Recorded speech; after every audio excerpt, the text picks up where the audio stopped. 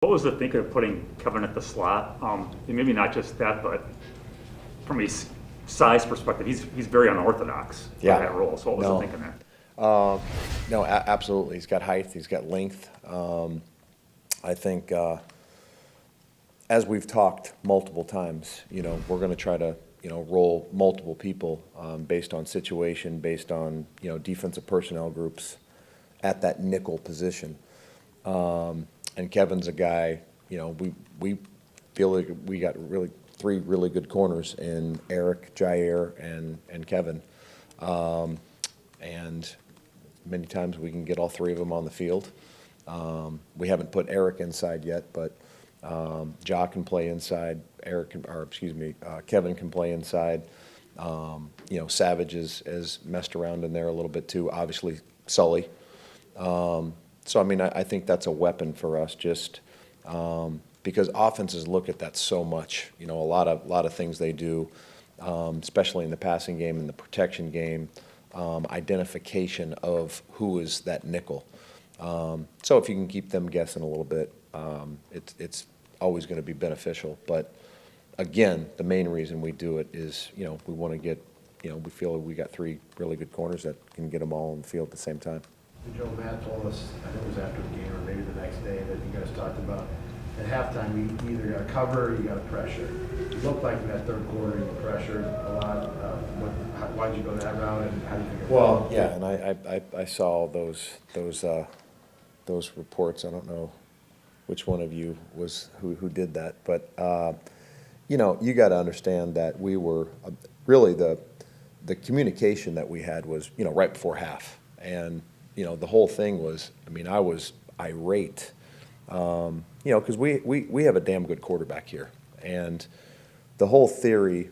Most people's theory is when you have the luxury of being able to start with the ball to start the second half, what you want to do is you want to get your offense and your great quarterback the ball to end the half and then to start the half, right? That's not, that's why a lot of people defer, right? That's the whole reason why they do it. So, of course, I was furious. We gave up. We gave up a 12-yard run, and then we gave up a 20-yard, play-action pass in the 2-minute. We settled down. We held them to a long field goal, but still, we didn't get the ball back for our offense. And I was upset. Matt was upset too, which he has every right to be as the head coach. So,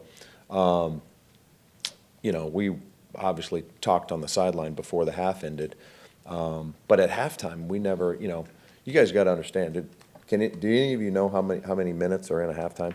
I actually did a story once about how guys get from It's 12 minutes. Okay, you guys probably waited in here longer for me than the actual time of a halftime. So, Matt and I didn't even talk at halftime. So, because you come in, guys got to go to the bathroom. You go to the bathroom. You discuss some things as an offense and defensive staff.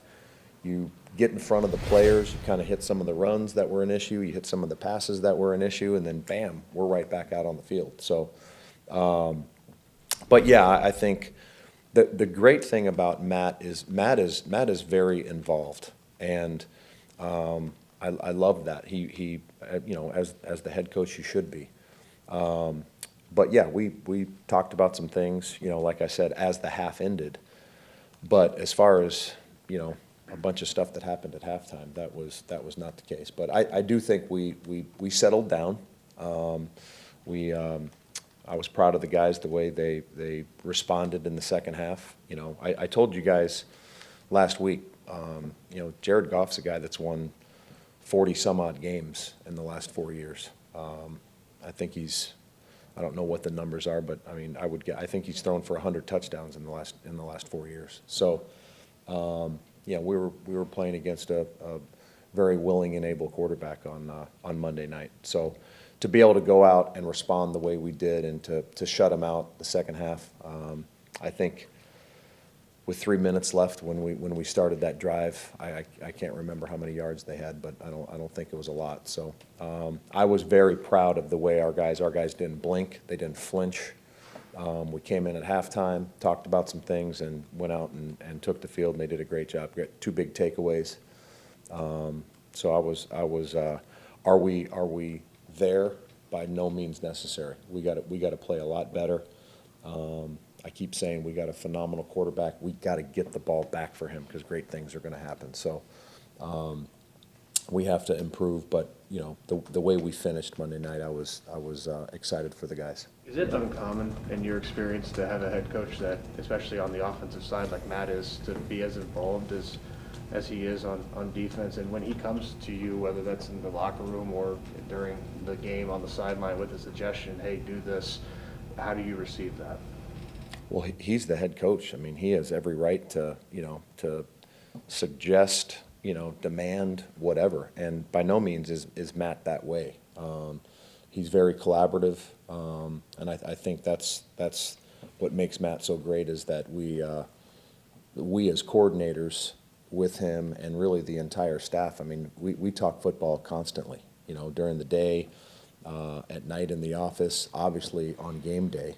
And I think that's, I've never worked for many head coaches that aren't that way, but, you know, I think that's great the way that Matt is, because the thing about him is that he does understand the game. He does get the game. As an offensive play caller, I want his input. You know, I want him to say, hey, what do you think they're thinking here in this situation? Because as an offensive play caller, I know it's going to be a real legitimate answer because, you know, he's going through the mental gymnastics in his mind. Hey, if I was on offense right now calling plays against you, this is what I would be thinking. So, like I said, I think collaboration is great, and I'm absolutely for it. Joe, so I don't know which story you're referring to. I appreciate you read all of our work. But I do want to understand, because it was Matt who offered that up, and I don't know how others depicted it, but it sounded to me like he said it to you right toward the end of the half. Yeah. What I want to understand is, so if you're frustrated and you said repeatedly you got to get this great quarterback, you guys have the ball, what do you think you guys need to do better in the coming weeks here? You don't have Z, so I don't know how you feel about the pass rush, but what are you really looking at going, all right, we got to do these things better? Yeah.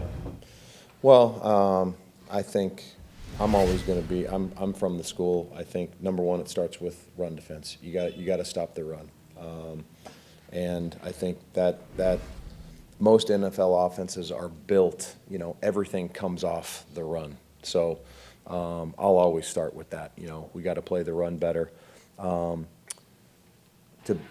Losing Z is a big part. You know, he's a guy that's had 30 sacks here the last 2 years.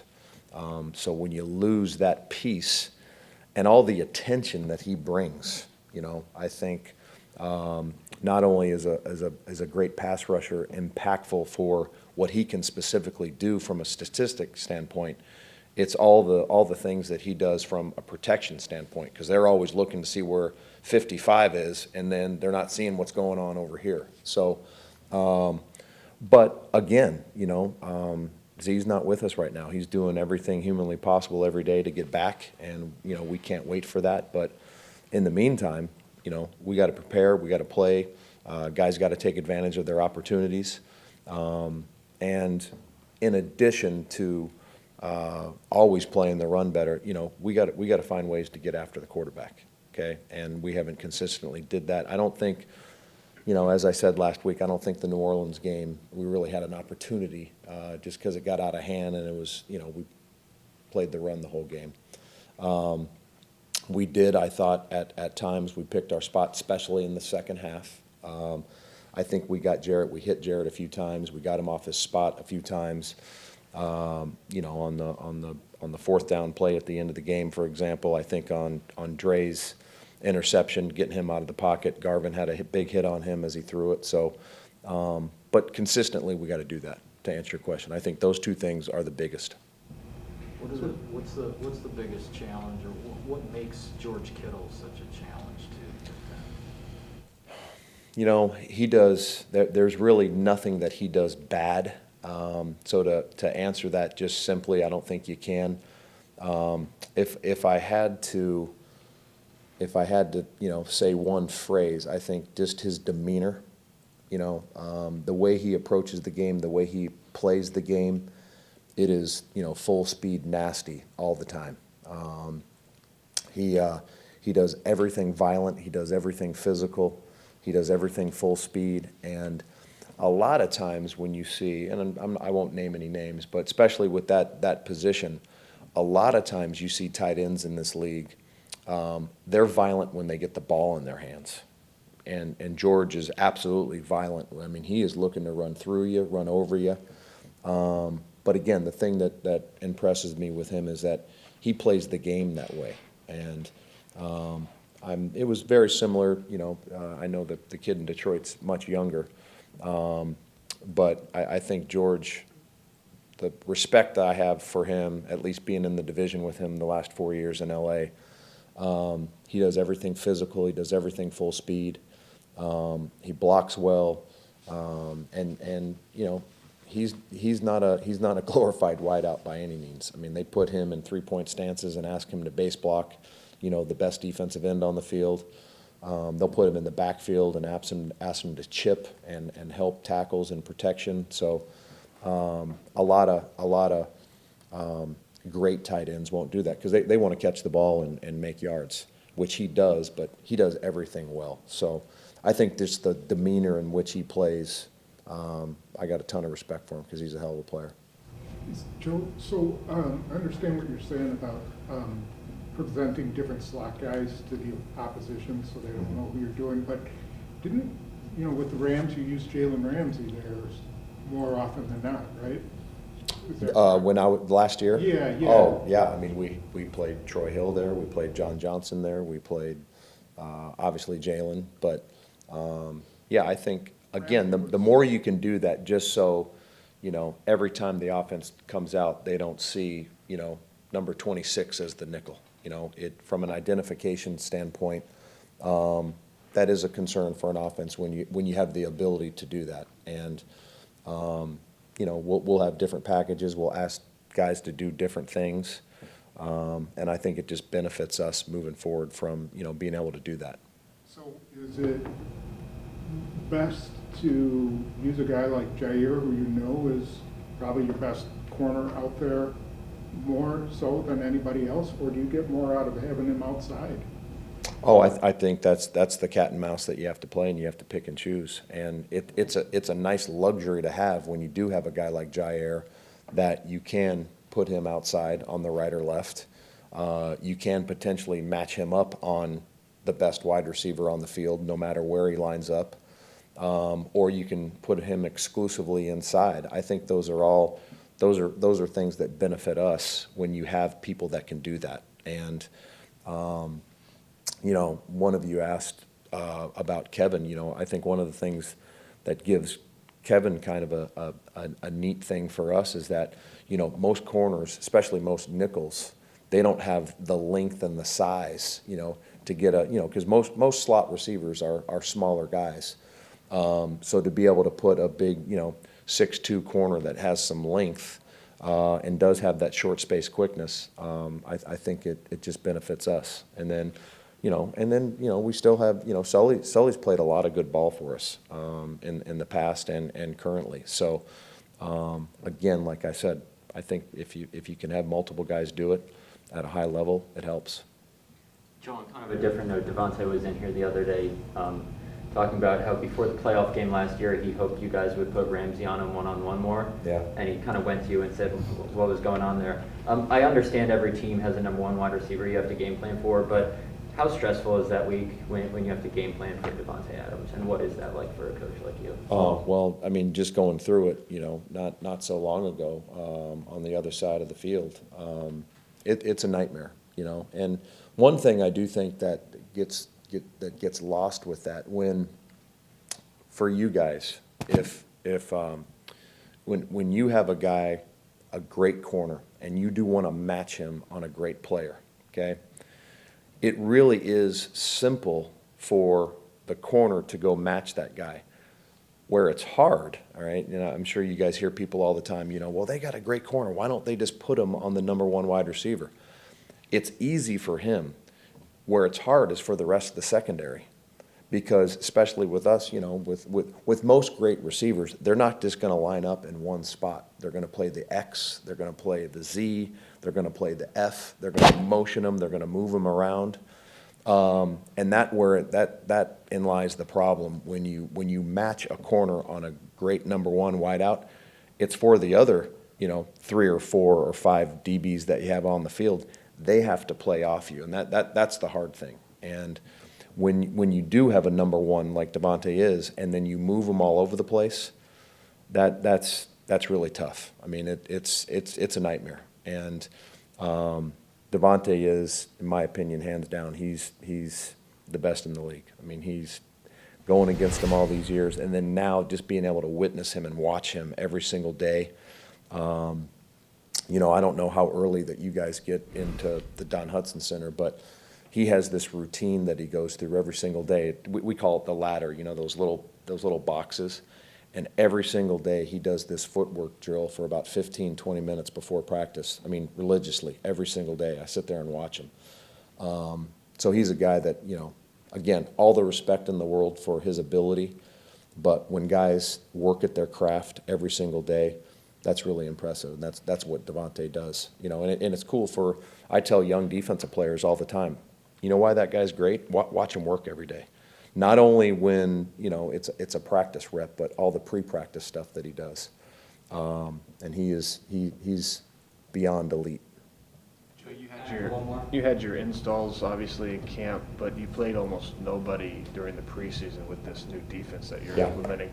How long does it take at game speed to implement a new defense? And did that put you behind the 8 ball at all, not being able to do that, kind of playing a little bit of catch-up since you didn't have that opportunity? You know what? I don't want to. I don't want to say that. I don't want to use that as an excuse, because we made that decision. Matt and the staff, and I stand by that decision, absolutely. But football is a full speed game, and things happen fast.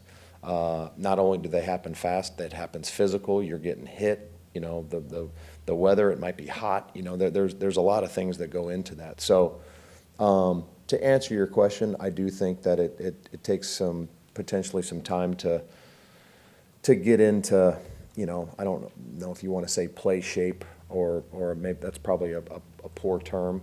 And again, I don't want to use that as an excuse, because I've been at other places. I've been on other staffs where we've decided not to play the starters.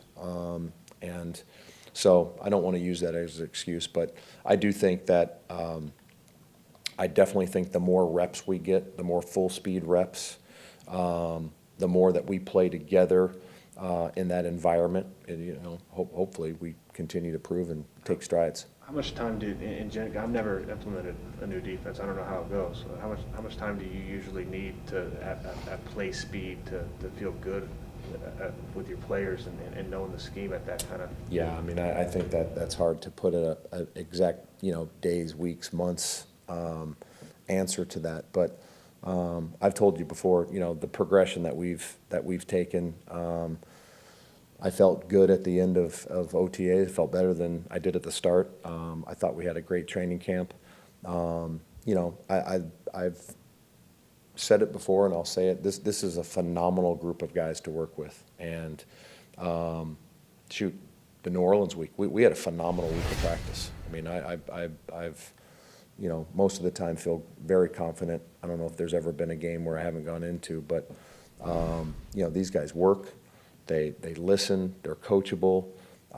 They want to improve. So I love where we're at right now. Do we have to improve? To piggyback off your last question, absolutely. There's things that we got to work on every single day.